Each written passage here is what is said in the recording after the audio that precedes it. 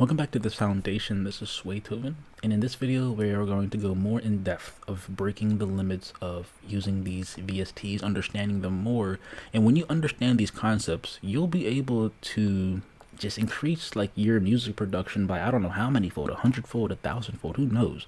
All I know is that when I started making music, I would like want to download all the VSTs possible, but someone that's able to think outside of the box, you can just use everything that Fruity Loops has to offer. It might not be something that's worth hundreds of dollars in the VST, but it's gonna really match it, and like the quality of your sound is gonna improve. So what we talked about in the last video was how to create a tremolo effect automated, because a free VST like Keyzone Classic wasn't able to do that. I can't right click it, I can't create an automation clip. So what we had to do was we had to link it to a peak controller. So I do encourage you guys to go watch the last video, because we learned how to do what you see on the screen. What I didn't talk about is how honestly learning how to do a lot of things in FL Studios and doing things like this might be able to save you a lot of money. It might be able to make you money too. And I'm not even gonna lie, because you really have to think about what these other plugins can do and what they're implementing in terms of like what also Fruity Loops can do. And like what this is just a tremolo effect. That's all it is pretty much. And I'll like let you listen to it real quick.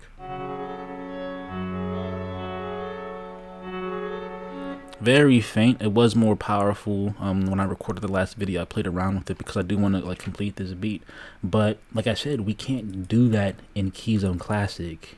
There's the ability to change the expression in the LFO rate, which creates that tremolo effect, but I can't turn it off. I can't fade it or anything like that. So that's when we have to think outside of the box. And looking at Omnisphere, I really wanted to like show how like these sorts of VSTs like have these effects, and we all know that. Like what really confuses people, and what really started to confuse me at the beginning when I first started to use like a lot of different, like it doesn't even have to be Omnisphere. Here's one that's like crazy right here. It's not, I don't know if it's crazy, but like Surge XT, this is a free one.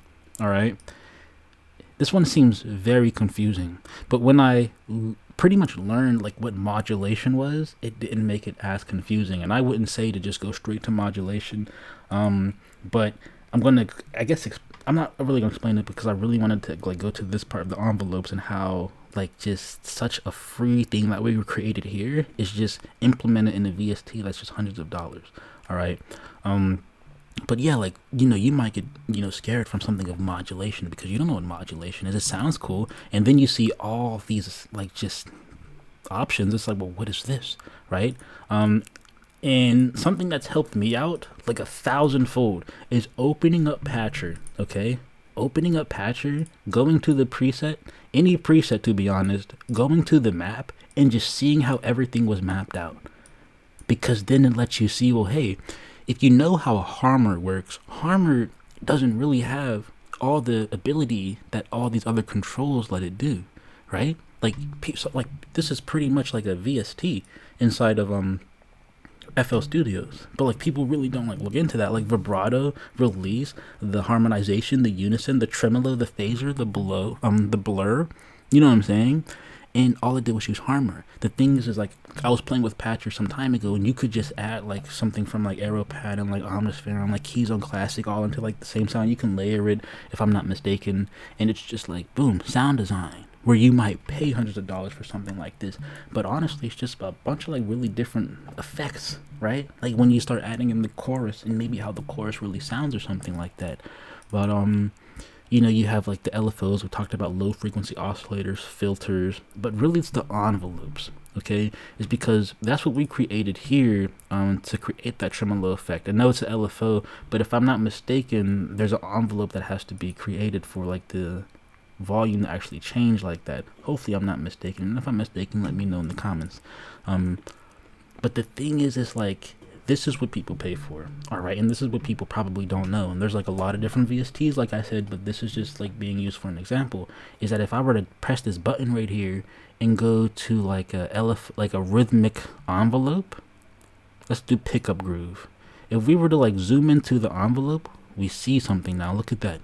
Look at that line, opposed to the line that we made for the tremolo effect that we see up there. It's just like a regular, I would press Alt, but Alt is my key to actually like, start recording and stuff like that. It's just a different line for this noise that we're about to play to sound like.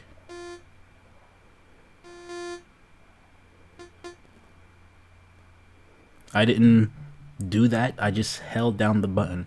And if you guys really need me to actually do it live, I'll literally just, here you go. We don't need the keys on Classic to play.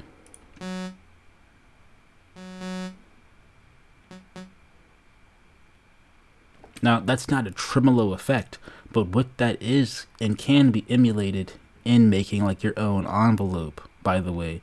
Let me see if I can just find it real quick. Maybe somewhere in scores. We have just, you know, automation, I guess, clips, test envelope. There you go. All right. I don't know how to play around with that. I'm not going to lie. I've accidentally done some things in the past which have started me to make like some certain type of beats, but it's just like, I just know for a fact that like there's so much that people can do when they realize the effects or just how these things work more than like just other things. And I know that sounds like maybe like too much work because some people just want to make beats, but like there's an EDM beat that I was working on. All right, I'm gonna just go to it real quick. For some reason, I just feel like it might have messed up. I'm not gonna lie, but hopefully it didn't. And all we're gonna listen to is like the bounce, okay? Because the bounce was the only thing I put envelope on. It's taking a while to load, so I feel like something might crash. Alright, didn't crash. I don't know what Citrus is for. I mean, I did like a lot of stuff. I really wanted this to be like an interesting song. I wanted to like do some automation. This is what I wanted the video to be about, you know, linking multiple things to a control. I linked multiple volumes to a control of the catch. When the catch goes down, I believe the bounce goes down, level 0 should go down, and I think the throw goes down, but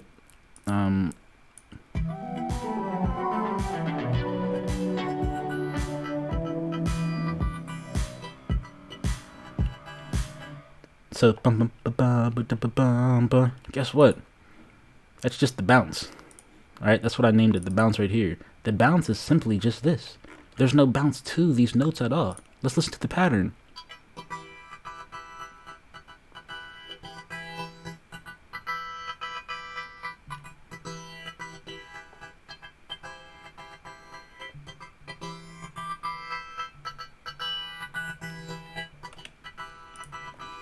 And as I've shown you in the previous Omnisphere example, let's open up the bounce because the bounce is made in Omnisphere. Because I wasn't actually going to just make one now. And I used the rhythmic envelope right here. I think I changed this one a tiny bit. Maybe not, because it's actually kind of tedious to change these. You can just create them from scratch. But you get some modulation. None of the modulation was changed, I believe. Nothing, the filters. But you know, when I got this noise right there, that's when I pretty much just made the whole beat. So it's just like, I mean, I kind of just want to play this part too right here. I like this part. Oh no, that's right. So the is a part in Omnisphere, because the Omnisphere just kind of loses its settings sometimes. Yep, there's no noise coming out of this. I made a whole video about this though, I believe, for the and how we turned up the actually, yeah, just go watch the video. This is when we talked about tweaking, all right, tools. And yeah, hopefully you guys enjoyed this video. Hopefully you guys learned something. Just there's so much conceptual stuff when it comes to making this that like I'm gonna make another video, because like I believe a lot of people are learning how to make music the wrong way, and there's like a whole talk we can talk about that. But it's just I don't know. I think people are just worried about music one certain way when music is just everything.